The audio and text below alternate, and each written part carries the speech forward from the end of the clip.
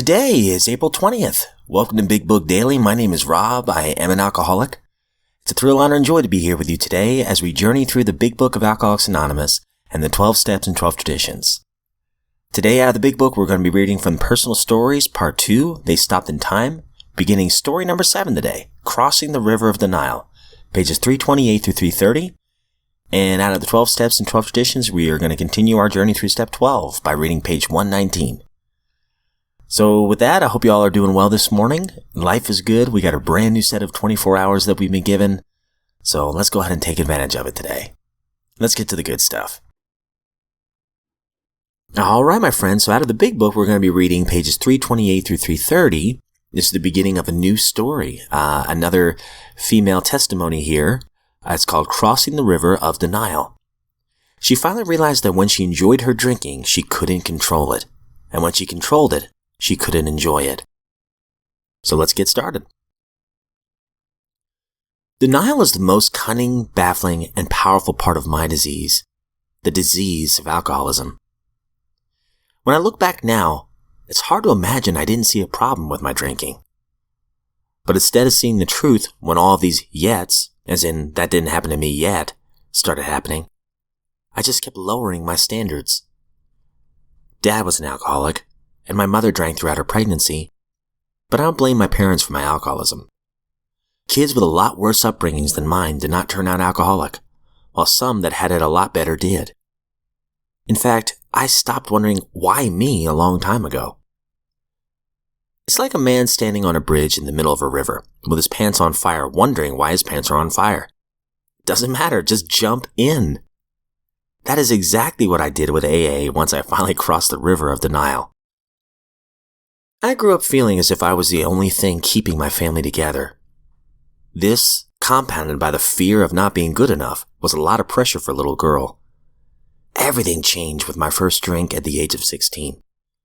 All the fear, shyness, disease evaporated with that first burning swallow of bourbon, straight from the bottle during a liquor cabinet raid at a slumber party.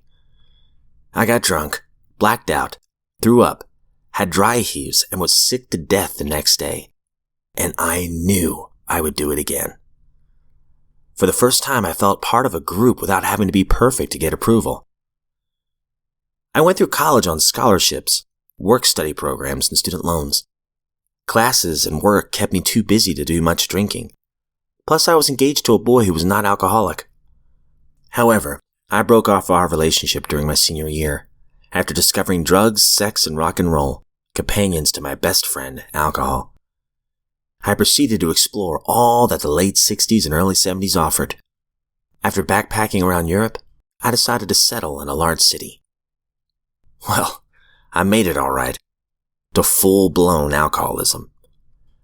A big city's a great place to be an alcoholic. Nobody notices. 3 martini lunches, drinks after work, and a nightcap at the corner bar was just a normal day. And didn't everyone have blackouts? I used to joke about how great blackouts were because you save so much time in transit. 1 minute you're here, the next minute you're there. In retrospect, making jokes, just laughing it off, helped solidify my unfaltering denial.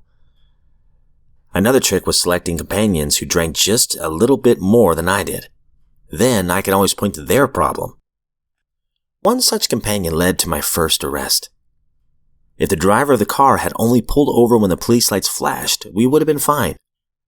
If, when I had practically talked our way out of it, the driver had kept his mouth shut, we would have been fine. But no, he started babbling on about how he was in rehab. I got off with a misdemeanor, and for years I completely discounted that arrest because it was all his fault. I simply ignored the fact that I had been drinking all day. One morning while I was at work, a hospital called, telling me to get there quickly. My father was there, dying of alcoholism. He was 60. I had seen him in hospitals before, but this time was different. With stomach sorely distended, swollen with fluids his non-functioning kidneys and liver could no longer process, he had lingered for 3 weeks. Alcoholic death is very painful and slow. Seeing him die of alcoholism convinced me that I could never become an alcoholic. I knew too much about the disease, had too much self-knowledge to ever fall prey. I shipped his body back home without attending the funeral. I could not even help my grandmother bury her only son, because by then, I was inextricably involved in an affair mired in sex and alcohol. Plummeting into the pitiful and incomprehensible demoralization that the relationship became, I had my first drunk driving arrest.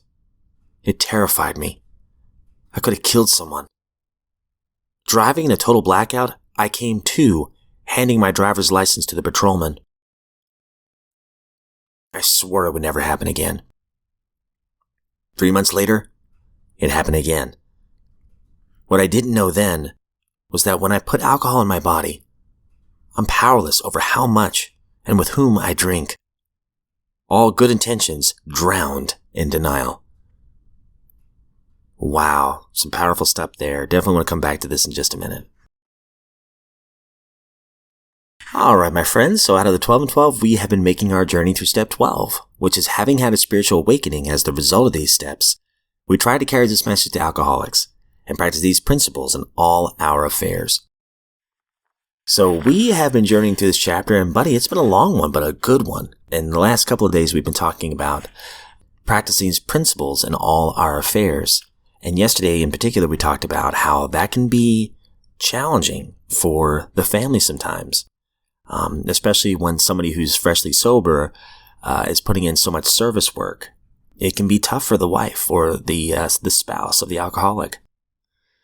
It said here at the bottom of 118, after the husband joins AA, the wife may become discontented, even highly resentful that Alcoholics Anonymous has done the very thing that all her years of devotion had failed to do.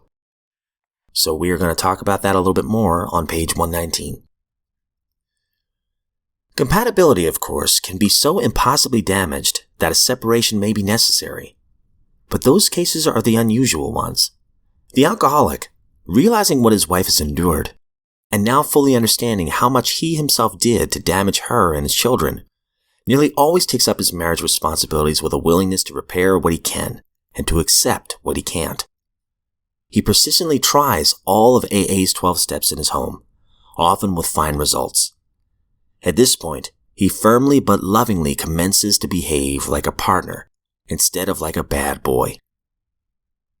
And above all, he is finally convinced that reckless romancing is not a way of life for him. AA has many single alcoholics who wish to marry and are in a position to do so. Some marry fellow AAs. How do they come out? On the whole, these marriages are very good ones. Their common suffering as drinkers, their common interest in AA and spiritual things often enhance such unions. It is only where boy meets girl on AA campus and love follows at first sight that difficulties may develop. The prospective partners need to be solid AAs and long enough acquainted to know that their compatibility at spiritual, mental, and emotional levels is a fact and not wishful thinking. They need to be as sure as possible that no deep-lying emotional handicap in either will be likely to rise up under later pressures to cripple them. The considerations are equally true and important for the AAs who marry outside AA. With clear understanding and right grown-up attitudes, very happy results do follow. All right, my friends, that's all the reading we're going to do today. While it's fresh, I love this line here on 119. At this point, he firmly but lovingly commences to behave like a partner instead of like a bad boy. For me, in our marriage, it was finally time to be the man my wife always needed. And to continue to grow into the man my wife deserves. The man my family deserves, my son and my daughter deserve. And for me, the God of my understanding, that relationship is in the center of everything I do. And as far as my priorities go, my family is my first priority in that. How can I show the God of my understanding that I love him? I love my family unconditionally, and I'm there for them, and I work at it every day.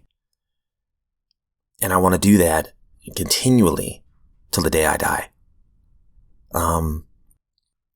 these steps and my new concept of my higher power that's in the center of my life, it saved my marriage. It saved my life. And the only way I think I can give back is to continue to grow into the man I was always meant to be.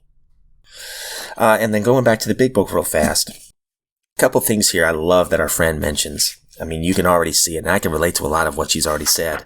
But right here, she says, it's kind of funny the way she describes it. I stopped wondering why me a long time ago. It's like a man standing on a bridge in the middle of a river with his pants on fire, wondering why his pants are on fire. That's true. You know, trying to psychoanalyze and figure out why I've done some things I've done. You know, there's some benefits to it, but you can also get lost in that too. At least I have. I shouldn't say you. I mean me. I just like this part here. It doesn't matter. Just jump in. And that is exactly what I did with AA once I finally crossed the river of denial. There's still some things, I don't know why I do them. Maybe it's just the human condition. Maybe it's some kind of childhood trauma that I haven't dealt with. I'm not exactly sure. I do know that when I see that I'm doing something selfish, or if I'm in my head or prideful or insecure, I've got a solution right in front of me. It's what the 12 steps tell me to do.